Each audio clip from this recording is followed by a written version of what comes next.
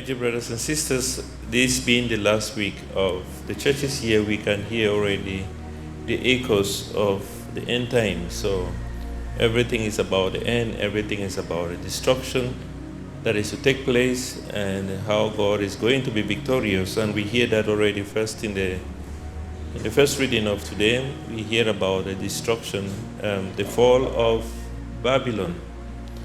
You know, Babylon is symbolic, really. It's not just a town, it's not a village or place, but it's symbolic of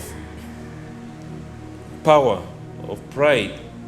If you think about Babylon and King Nebuchadnezzar, who exalted himself above every other person and even exalted himself as God.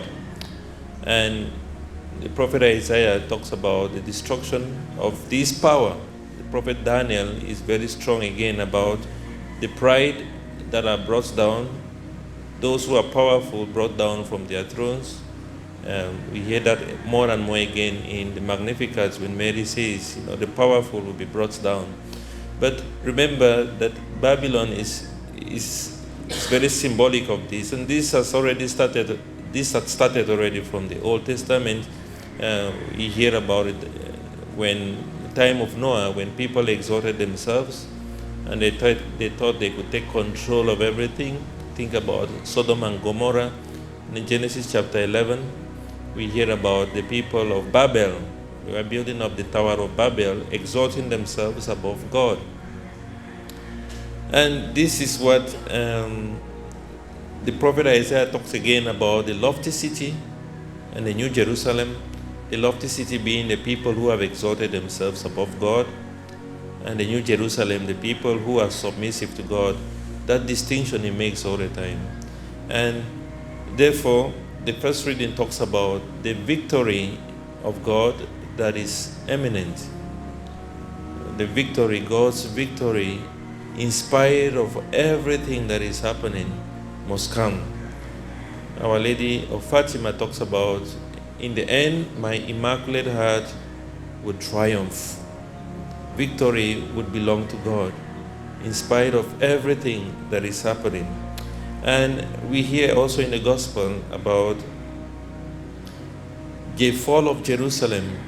I talked about it already recently, about Jesus talking about when you see Jerusalem surrounded by armies, you must realize that the end is about to come. And talking about the fall of Jerusalem, Jerusalem which was destroyed in the year 70 AD. But after the destruction, it is true the temple is destroyed. The temple was a center for everybody. But then there is a new kind of spirit that has come. The spirit, the new temple, which is the Holy Spirit, that is found in the hearts of each and every one of us. The new temple, which is you and I.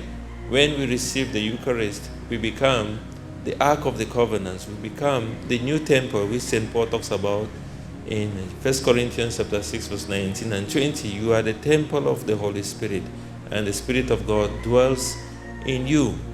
So, again, the triumph of the power of God. And it says, once Jerusalem is destroyed, the pagans would trample down on them, will be trampled upon them by the pagans, but until the reign of the pagans is complete. Therefore, there will be the exaltation of God's power. God's victory will triumph in the end. But then, my dear brothers and sisters, what does this mean for us today? What is this Babylon? What is the Jerusalem that will be trampled on? What is this figurative language for us today? I think we are living in a time when we are also persecuted. We live in a time when the pride of man has overcome even God's own power and reign. When we feel we are in control, when we feel we have the power to do anything. We live in a world where everything is under the control of worldly powers. People feel that they have the remote for controlling everything. I was just thinking yesterday, I was at the airport in Cebu for a very long time. I was just observing, at some time something struck me that just to count the number of young people who have tattoos on their bodies. And it's just like everybody has a tattoo. It becomes a tattoo culture, a tattoo world where everybody feels in order to belong, you have to have one tattoo or another. And this is how you realize that the world is controlling everything. Everything is designed according to the ways of the world. And therefore, Jesus ends this gospel, he says, that you must stand erect and keep your heads high. It's like you have to swim and keep your heads high. You make sure you keep your heads above the water, because it is true we are in the water, but we must keep our heads high. We must keep our heads above the water. Otherwise, we'll be swallowed up by the ways of the world. We'll be swallowed up by the wisdom that is given to us by the world, that is dictating everything for each and every one of us. That is the new Babylon now. The Babylon that is exalting itself above God, above the laws of God. I've talked already about it many times, about the way the world, people think they can vote for something and change every evil into good according to their own standards.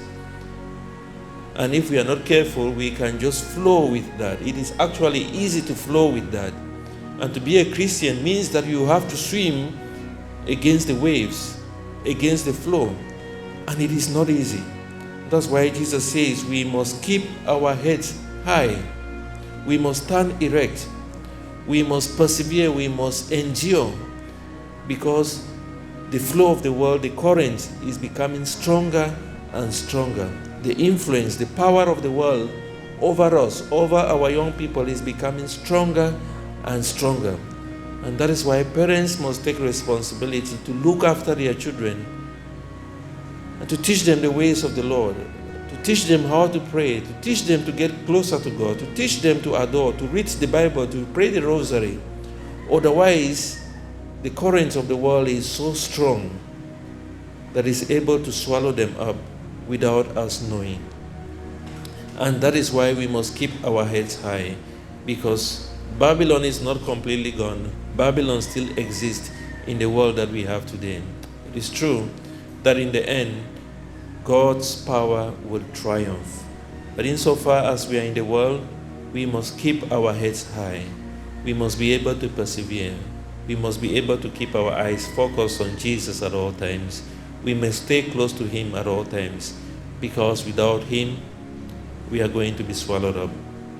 Therefore, let us ask God in His love and in His mercy to keep us closer to Him at all times, and most especially that we may be aware of the wisdom that He gives us every day to remain faithful to Him.